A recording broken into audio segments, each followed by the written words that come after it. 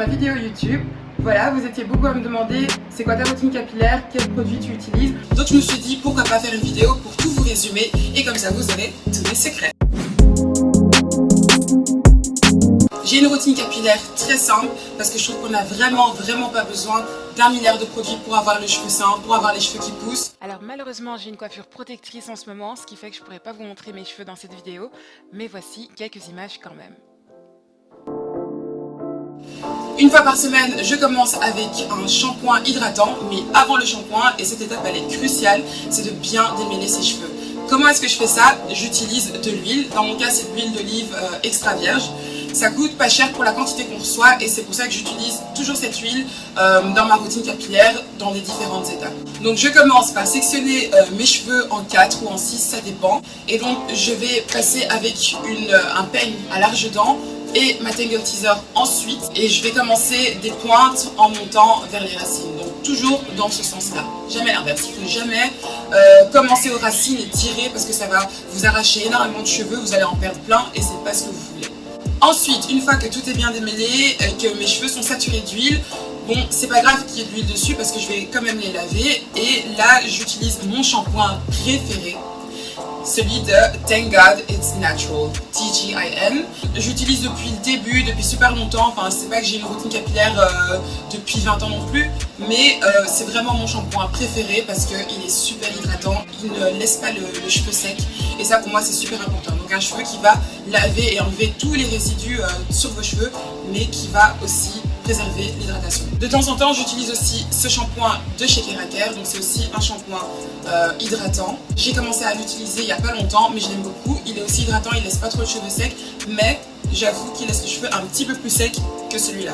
Maintenant, pourquoi est-ce que ça me dérange pas? Parce que parfois on a beaucoup plus de résidus d'huile ou de produits dans les cheveux et du coup on a besoin d'un shampoing qui est hydratant mais qui va aussi attaquer un peu plus les résidus de produits qui sont sur nos cheveux. Et du coup ça me dérange pas que celui de Keraker il soit un petit peu plus asséchant parce que je sais que du coup il enlèvera tous les résidus dans mes cheveux. Une fois que j'ai terminé de laver mes cheveux, je vais les sécher avec une serviette et je vais appliquer mon Deep Conditioner. Je crois qu'on dit mon masque en français. Donc je vais appliquer ce masque, c'est aussi de chez Keraker et je l'adore de nouveau, c'est celui que j'utilise tout le temps. C'est le Humecto Cream Conditioner. Parfois je le mélange avec mon huile d'olive parce que je trouve que c'est beaucoup plus facile de démêler les cheveux après rinçage. Donc c'est à vous de voir si vous préférez rajouter de l'huile ou pas. Mais moi j'avoue que parfois j'aime bien le faire. Donc je vais laisser poser le masque pendant au moins 30 minutes. Avec un bonnet en plastique et je vais aller sous mon casque chauffant. Donc c'est pas grave si vous en avez pas un. Vous pouvez aussi juste mettre votre bonnet en plastique, limite mettre une serviette autour et voilà, rester comme ça pendant 30 minutes. Vous pouvez, je sais pas, cuisiner, faire autre chose entre temps, mais c'est quand même assez important de le laisser agir. Une fois que le masque a fait son effet, je retourne dans la douche ou alors au lavabo si j'ai la flemme. Et donc du coup je vais rincer tout le masque et c'est super important de très bien rincer, qu'il n'y a pas de résidus du masque sur les cheveux. Et une fois que ça c'est fait, je vais de nouveau sécher mes cheveux avec une serviette et je vais ensuite suivre avec mon leave-in. Le leave-in que j'utilise en ce moment c'est de nouveau celui de Thank God It's Natural et je l'aime beaucoup. Je dois avouer qu'il est assez épais et que c'était très difficile de le faire sortir de la bouteille. Donc ce que j'ai fait c'est que ce petit embout là c'est moi qui l'ai mis là, il n'était pas là à la base, il n'est pas vendu comme ça. Je l'ai pris d'un autre produit et c'était du coup beaucoup plus facile avec la petite pompe de faire sortir le produit. J'utilise ce leave-in quand j'ai besoin d'un leave-in assez épais qui va vraiment hydrater, mais quand j'ai besoin de quelque chose de plus léger, comme par exemple un leave-in juste avant de lisser mes cheveux, à ce moment-là je vais utiliser ce leave-in, il est très léger et je l'aime beaucoup, il vient de Luster's S-Curl. Et voilà, j'alterne un peu entre les deux, dépendant de ce que je vais faire dans mes cheveux ce jour-là. Donc une fois que j'ai fini d'appliquer mon leave-in, de nouveau par section, on en met bien partout. Les sections c'est vraiment très important parce que ça permet vraiment de mettre du produit sur chaque partie des cheveux. Parfois quand on sectionne pas les cheveux d'abord, on a tendance à juste mettre un peu de leave-in comme ça partout, mais la zone du milieu ou la zone arrière risque d'être négligée, donc du coup pour éviter ça c'est toujours bien de diviser son cheveu en sections. Une fois que j'ai fini d'appliquer le leave-in, ce que je fais c'est que je vais, pas saturer, je vais sceller l'hydratation de nouveau avec de l'huile d'olive. Alors là attention, il ne faut pas du tout en mettre beaucoup, c'est pas nécessaire, vous en mettez limite un petit peu sur la pointe des doigts Et de nouveau par section, vous insistez surtout sur les pointes parce que c'est les pointes le plus cassant, donc qui a besoin de plus de soins, de plus d'attention. Donc voilà, vous mettez de l'huile, mais pas trop parce que sinon ça va vraiment surcharger vos cheveux, vous aurez plus de volume, vous aurez plus de... Ça va plus bouger comme ça devrait. Donc là maintenant, j'ai appliqué mon leave-in, j'ai appliqué mon huile. Ce que je fais, c'est que de nouveau par section, je vais sécher mes cheveux à l'aide de mon sèche-cheveux, mais je vais le mettre sur option froid. Donc ça veut dire que j'utilise pas de chaleur jusqu'à ce que mon cheveu soit, on va dire 80 à 90% en sec. Et puis après là, je fais un blowout. J'utilise de la chaleur, enfin je le mets sur option chaleur pour les finitions, pour quand même que le cheveu soit un peu étiré. Étirer le cheveu, ça aide vraiment à ne pas avoir de nœuds. Surtout quand on a les nouveaux cheveux qui poussent, donc on a la partie défrisée, puis on a aussi les racines qui poussent, mais les racines elles poussent crêlées. Donc du coup, pour étirer cette partie-là, on a quand même besoin un petit peu de chaleur. 1 mois après le défrisage, 2 mois après le défrisage, ça commence à devenir nécessaire. Et voilà, une fois que j'ai fini de sécher mes cheveux et qu'ils sont totalement secs et en blowout, bon j'ai une touffe comme ça à ce moment-là. Mais ce que je vais faire, c'est je vais ou le mettre dans une queue de cheval basse ou un chignon haut. Ça dépend vraiment de ce que vous voulez faire dans vos cheveux, vous faites ce que vous voulez. Le conseil que je donne, c'est de ne pas faire des styles de cheveux, genre des chignons qui serrent les cheveux. Vous voyez, c'est les chignons qui vous donnent un sort de petit lifting comme ça. Évitez ça, parce que c'est un signe que ça serre trop.